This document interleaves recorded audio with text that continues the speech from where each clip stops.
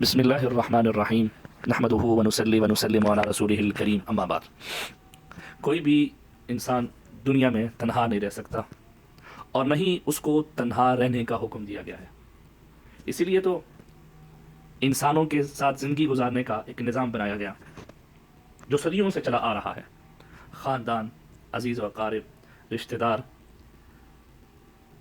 دوست احباب، یہ سب کے سب ہماری معاشرتی زندگی کا بنیادی حصہ ہیں۔ لیکن ہر ایک کی طبیعت، ہر ایک کی پسند، ترجیحات اور رائے پسند ایک دوسرے سے مختلف ہو سکتی ہے، جس سے اختلافات بھی پیش آ سکتے ہیں۔ بسا اوقات تو ایسا ہوتا ہے کہ ناراضگی اور انتشار کا سبب بن جاتے ہیں، اور یہ اختلاف ہونا کوئی بڑی بات نہیں ہے۔ اختلاف ہونے کے باوجود ایک دوسرے کے حقوق کا خیال رکھنا یہ بہت بڑی بات ہے، اور یہ خاندانی لوگ ہی کر سکتے ہیں۔ باپ بیٹے کے بیچ میں بھی اختلاف ہو سکتا ہے، ساس بہو کے بیچ میں بھی اختلاف ہو سکتا ہے، میاں بیوی کے بیچ میں بھی اختلاف ہو سکتا ہے، بہن بھائیوں کے بیچ میں بھی اختلاف ہو سکتا ہے، لیکن اختلاف کے باوجود ایک دوسرے کے حقوق کا خیال رکھنا یہ بہت بڑی بات ہے۔ ابھی 2-3 دن پہلے کی بات ہے، ایک اداکارہ ہیں، ان کا نام حمیرہ اصغر ہے، ان کے اور اس کے باپ کے بیچ میں لڑائی ہوئی ہوگی، پتہ نہیں کیا ہوا، وہ گھر چھوڑ کے چلے گئی، بلکہ شہر ہی چھوڑ کے چلی گئی۔ 6-7 سال پرانی بات ہے۔ اب اس کی 3-4 دن پہلے اس کی ڈیڈ باڈی ملی اس کے گھر سے۔ اب یہ نہیں پتا کتنی دیر پہلے وہ فوت ہوئی ہیں اور کیسے وہ مری، طبی موت تھی یا کسی نے اس کو مارا یا خودکشی کی، یہ اللہ ہی جانے۔ کوئی کہتا ہے کہ 6 ماہ ہو گئے ہیں، کوئی کہتا ہے کہ 1 مہینہ ہو گیا ہے، کوئی کہتا ہے کہ 20 دن ہو گئے ہیں اس کو مرے ہوئے۔ بہرحال ڈیڈ باڈی ملنے کے بعد انہوں نے اس اداکارہ کے والد کو اور بھائی کو فون کیا، تو انہوں نے ڈیڈ باڈی لینے سے انکار کر دیا، کہا کہ ہمیں ان کو 1-2 سال پہلے ہی آ کر دیا تھا۔ پہلی بات تو یہ ہے کہ کوئی بھی باپ اپنی اولاد کو اپنی جائیداد سے، اپنی پراپرٹی سے بے دخل نہیں کر سکتا۔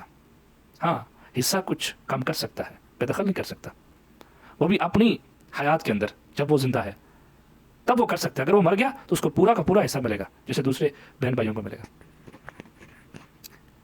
لیکن جب وہ اللہ کے پاس چلی گئی، اب آپ کا حق بنتا تھا کہ آپ اس کا جنازہ پڑھاتے، آپ اس کو دفناتے، کم از کم یہ تو آپ کے اوپر حق تھا۔ آپ نے اس سے بھی انکار کر دیا۔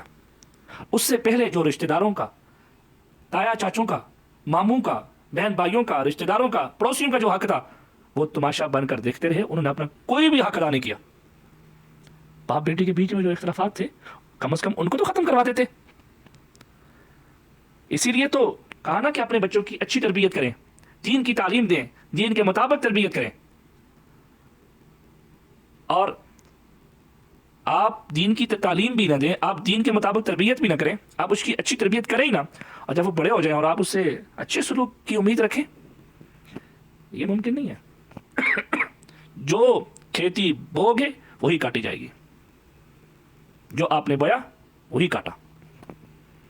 جب وہ بچی پڑھ رہی تھی، جب وہ اسٹڈی کر رہی تھی، جب وہ جو بننا چاہ رہی تھی، اس نے آپ سے کہا ہوگا اور آپ نے اس کے لیے سارے اخراجات اس کے ادا کیے، لیکن جب اس نے اپنی کوئی بھی فرمائش پوری کی ہوگی یا کرنے کا کہا ہوگا کہ ابو میں یہ کرنا چاہتی ہوں، تو آپ نے اختلاف کر دیا، آپ نے اس کو گھر سے نکال دیا، زمین سے بے دخل کر دیا۔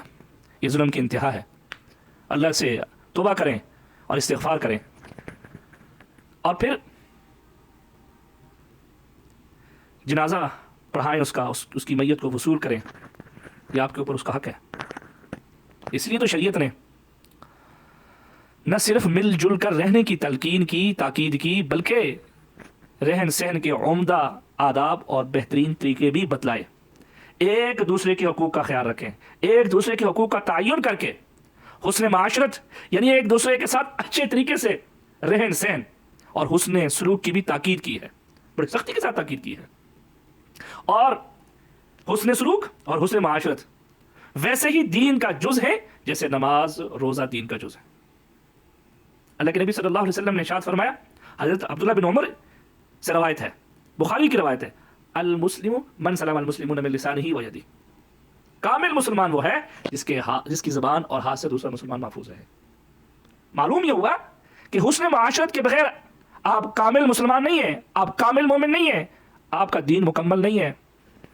کب مکمل ہوگا؟ کہ جب آپ حسن معاشرت یا حسن سلوک کریں گے، ایک اور روایت میں اللہ کے نبی نے فرمایا، اور یہ مسلم کی روایت ہے، اللہ کے نبی نے فرمایا اپنے شر کو لوگوں سے دور رکھو، بے شک یہ تمہاری طرف سے تمہارے اپنے ہی اوپر صدقہ ہے۔ یہ جو پیچھے والے لوگ ہیں نا، آگے آ جائیں، بارش کی وجہ سے باہر پانی کھڑا ہے تو اس لیے لوگ کم ہے، تو آگے آ جائیں۔ تو اپنے شر کو لوگوں سے دور رکھو، بے شک یہ تمہاری طرف سے تمہارے اپنے ہی اوپر صدقہ ہے۔ معلوم یہ ہوا کہ دوسروں کو شر سے بچانا، دوسروں کو اپنے شر سے بچانا، دوسروں کی سلامتی کا خیال رکھنا، دوسروں کی جان کا خیال رکھنا، اور دوسروں کی جان کا خیال رکھنے کے ساتھ ساتھ اپنی جان کی بھی فکر کرنا، یہ صدقہ ہے اپنے اوپر، اپنی طرف سے اپنے اوپر صدقہ ہے۔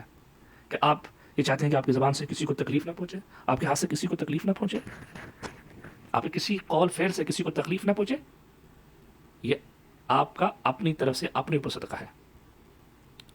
غلط رویوں اور بدسلوکی سے نہ صرف ہماری شخصیت مجروح ہوتی ہے، بلکہ ہماری بد اخلاقی، بدتمیزی سے بہت سے لوگ اذیت اٹھاتے ہیں، بہت سارے لوگ اذیت اٹھاتے ہیں۔ ہمارے ایک جملے سے بہت سے لوگوں کے دل ٹوٹتے ہیں، بہت سے لوگ کئی سال اذیت میں رہتے ہیں، اور پھر اس کو نقصان کیا ہوتا ہے؟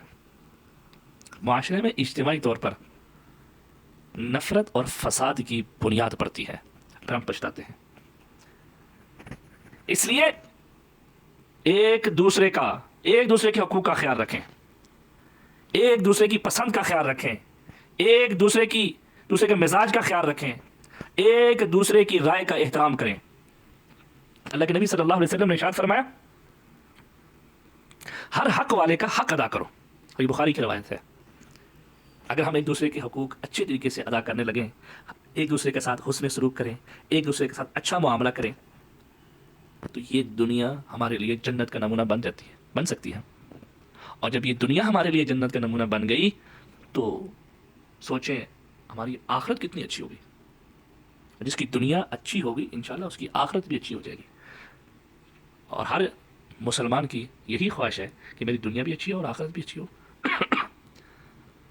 آخرت کی فکر کرنے کے ساتھ ساتھ ہمیں دنیا کی فکر بھی کرنی چاہیے۔ آتنا فی الدنیا حسنہ وفی الآخرۃ حسنہ۔ بعض دفعہ ہم ساری عبادات، نماز، روزہ، زکوٰۃ، نوافل، صدقہ خیرات اور تہجد، قرآن کی تلاوت اور لمبی دعاؤں کا اہتمام، پھر وظائف، لمبے وظائف کرنا، اب ان کو خوب اہتمام بھی کرتے ہیں، اور یہ ہمارے دلوں میں اس کی قدر بھی ہے اور اہمیت بھی ہے، اور ہونی بھی چاہیے۔ اللہ ہم سب کو عطا فرمائے۔ لیکن والدین، بہن بھائی، عزیز و قارب، رشتہ دار، ساس سسر اور بہو، دوست احباب، پڑوسی اور دیگر تعلق داروں کے حقوق داروں کے حقوق کا ہم خیال نہیں رکھتے، اتنی اہمیت نہیں ہوتی ہمارے دل میں۔ وہ ہماری اذیتوں سے، ہماری بد اخلاقی سے، ہمارے بد مزاجی سے اور بد سلوکی سے، غلط رویوں سے وہ اذیت کا شکار رہتے ہیں۔ اتنی اہمیت نہیں ہوتی جتنی اہمیت ہم ان عبادات اتنی اہمیت نہیں ہوتی جتنی ہم ان عبادات میں خوب دل لگی کے ساتھ ادا کرتے ہیں۔ حالانکہ جیسے ہم یہ عبادات کو اتنی اہتمام کے ساتھ ادا کرتے ہیں، اتنا ہی ہمیں اس بات کا اہتمام کرنا چاہیے، اس بات کی فکر کرنی چاہیے کہ ہماری ذات سے کسی دوسرے کو تکلیف نہ پہنچے۔ جس طرح ہم نماز، روزہ بڑے اہتمام کے ساتھ ادا کرتے ہیں اور ادا کرنا ضروری سمجھتے ہیں، اسی طرح ہمیں ہر حقدار کا ہر حق بروقت اور پورا کا پورا ادا کرنا چاہیے، اور اس کو ضروری سمجھنا چاہیے۔ خلاصہ کلام یہ ہے، ہمارے کسی بھی قول فعل سے کسی دوسرے مسلمان کو تکلیف نہیں پہنچنی چاہیے۔ اللہ تعالیٰ سے دعا ہے کہ اللہ تعالیٰ ہمیں عمل کرنے کی توفیق نصیب فرمائے، جو کہا سنا اللہ اس کو قبول و منظور فرمائے۔ اللہم صلی علی سیدنا و مولانا محمد و علی آل سیدنا